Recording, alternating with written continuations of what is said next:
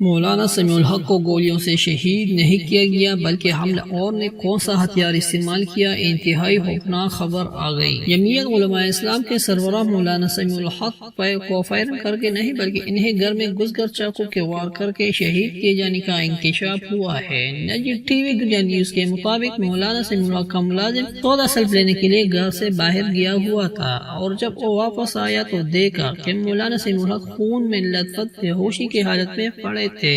ان کے سینے پر چاقو کے وار کیے گئے تھے۔ مولانا سمیع الحق کو فوری طور پر قریبی ہسپتال منتقل کیا گیا، تاہم ڈاکٹروں نے شہادت کی تصدیق کرتے ہوئے کہا کہ وہ ہسپتال پہنچنے سے پہلے ہی حالی حقیقی سے جان ملے ہیں۔ واقعے کی اطلاع ملنے کے بعد پولیس موقع پر پہنچ گئی ہے اور تفتیش کا آغاز کر دیا ہے، جب کچھ ہی دیر بعد ملازمین کے بیانات ریکارڈ کرنے کا عمل بھی شروع کر دیا جائے گا۔